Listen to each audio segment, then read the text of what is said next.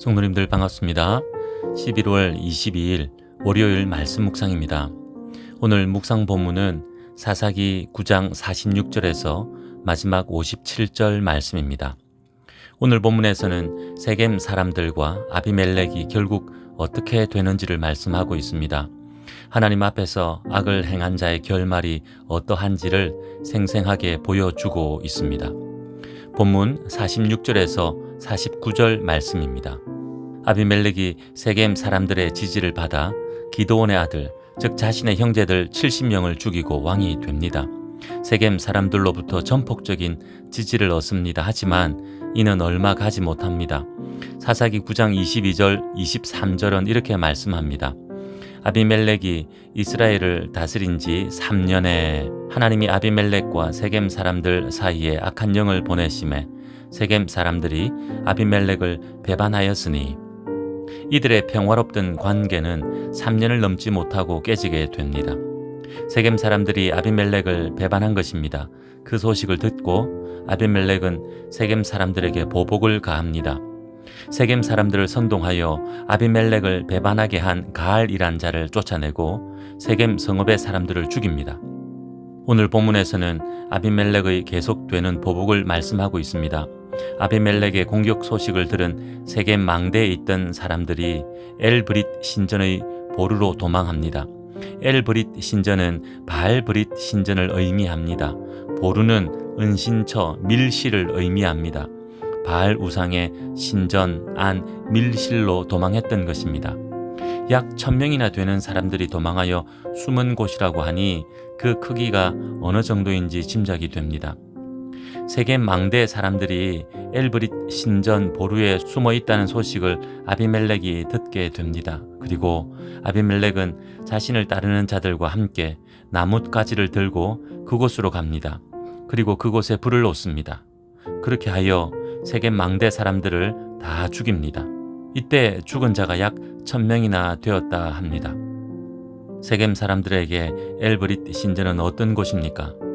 바알 우상을 섬기는 곳이요, 전에 아비멜렉을 지지하며 건네준 은을 가지고 온 곳이며, 그 이후 아비멜렉을 배반할 때 가알이란 자와 함께 제사를 지내며 아비멜렉을 저주했던 곳입니다. 이제 아비멜렉에게 죽임을 당할까 두려워하여 바알 우상의 도움을 받으려고 도망온 곳입니다. 온갖 권모술수가 행해진 곳이요, 어리석고 헛된 짓이 반복된 곳입니다. 그들이 믿었던 바알은 그들을 지켜주지 못했습니다.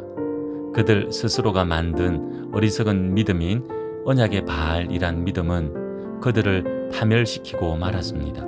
결국 이곳에서 언약의 바알을 믿었던 그들은 죽음을 맞이했습니다. 혹시 이런 어리석고 헛된 모습이 우리에게 있습니까? 이런 우상 숭배와 사악한 권모술수는 우리에게 없습니다. 하지만 결코 이와 다르지 않은 모습은 없는지 돌아봅시다. 결정적인 순간에 하나님을 찾지 않고 세상적인 방법을 찾아 헤매지는 않은지 말입니다. 삶의 태도와 습관이 하나님 말씀 따르는 모습이 아니라 이기적이고 자기중심적이지는 않은지 말입니다. 오늘 본문을 통해 또 한번 하나님 저버린 모습의 결말이 어떠한지 목격했으니 하나님 의지하며 살아가는 우리들 됩시다. 계속해서 본문 50절에서 55절 말씀입니다. 아비멜렉의 보복은 계속됩니다. 멈출 줄을 모릅니다. 죽어야 멈출 것 같습니다. 이번에는 세겜에서 북동쪽으로 약 18km 떨어진 데베스로 향합니다. 세겜 성읍 사람들이 아니지만 자신을 배반했다고 확신하여 보복하러 갑니다. 아비멜렉은 손쉽게 데베스 성읍을 점령합니다. 데베스 성읍 사람들은 성읍 문을 잠그고 모두 망대 꼭대기로 올라갑니다. 아비멜렉은 이번에도 불을 놓아 그들을 죽이려 합니다. 불을 놓으려고 망대 문 가까이 갑니다. 그때 한 여인이 망대 꼭대기에서 맷돌 윗짝을 아비멜렉에게 내리던집니다. 그리고 아비멜렉은 그 맷돌에 맞아 두개골이 깨지는 치명상을 입게 됩니다. 영웅심과 복수심에 가득 찬 아비멜렉의 죽음은 이렇게 갑작스럽고 허무하게 찾아옵니다. 본문 54절은 이렇게 말씀합니다. 아비멜렉이 자기의 무기를 든 청년을 급히 불러 그에게 이르되 너는 칼을 빼어 나를 죽이라. 사람들이 나를 가리켜 이르기를 여자가 그를 죽였다 할까 하노라 하니 그 청년이 그를 찌르매 그가 죽은지라. 복수심으로 죽음을 자초했고 죽어가면서도 헛된 영웅심을 버리지 못하고 있는 아비멜렉입니다. 그는 이렇게 죽고 맙니다. 그리고 이스라엘 백성들은 이제 각자 자기 처소로 돌아갑니다. 55절 말씀입니다. 이스라엘 사람들이 아비멜렉이 죽은 것을 보고 각각 자기 처소로 떠나갔더라. 아비멜렉을 따랐던 자들도 아비멜렉으로부터 공격을 받았던 자들도 처음부터 적이 아니었습니다. 서로가 적이고 원수였다면 아비멜렉은 죽었지만 남은 자들이 계속 싸웠을 텐데 아비멜렉의 죽음으로 피 비린내 나는 복수전이 갑자기 끝나버립니다. 악한 한 명의 지도자가 얼마나 많은 이들을 악에 빠뜨릴 수 있는지, 고통에 빠뜨릴 수 있는지를 보여주는 또 하나의 사건입니다. 아비멜렉의 죽음과 이스라엘 백성들의 모습을 통해 오늘을 사는 우리의 모습을 돌아봅시다. 시대가 다르고 세대가 다르지만 여전히 악한 지도자와 어리석은 백성들은 세상을 어지럽히고 있습니다. 이런 혼란한 시대에 영적으로 깨어 믿음을 지키며 살아가는 우리들 되기 원합니다.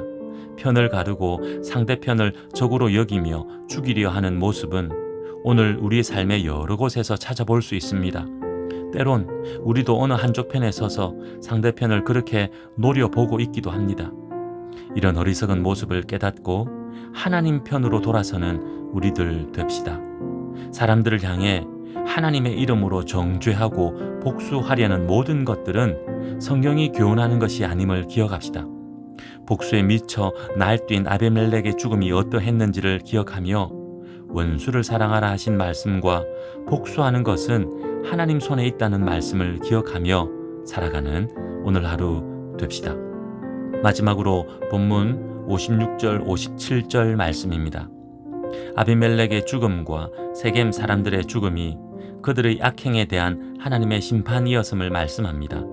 본문 56절 57절 말씀입니다. 아비멜렉이 그의 형제 70명을 죽여 자기 아버지에게 행한 악행을 하나님이 이같이 갚으셨고 또 세겜 사람들의 모든 악행을 하나님이 그들의 머리에 갚으셨으니 여룻바알의 아들 요담의 저주가 그들에게 응하니라. 아비멜렉의 학살을 피해 살아남은 요담은 사사기 9장 20절에서 이렇게 저주를 외칩니다. 아비멜렉에서 불이 나와서 세겜 사람들과 밀로의 집을 살을 것이요 세겜 사람들과 밀로의 집에서도 불이 나와 아비멜렉을 살을 것이니라. 이 저주의 예언이 이루어진 것입니다. 하나님의 역사하심은 실로 오묘합니다. 기드온이 미디안 연합군을 무찌를 때도 미디안 연합군 자기들끼리 서로 칼로 칩니다. 오늘 본문에서도 아비멜렉과 세겜 사람들이 서로 같은 편으로 악을 도모하다가 이제 서로 적이 되어 죽입니다. 악한 자들, 악을 행한 자들의 결말이 어떠한지를 보여주십니다. 세상에서는 악한 자들이 득세하고 형통한 것처럼 보입니다. 그들의 부귀와 영화가 영원할 것 같습니다. 그래서 믿음 지키며 사는 것이 소용없고 어리석게 보이기까지 합니다.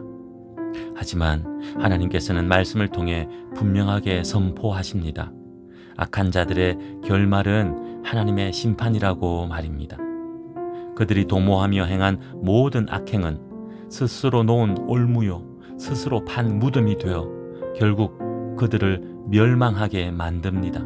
이 모든 것이 하나님의 심판이심을 말씀은 분명하게 증거하고 있는 것입니다.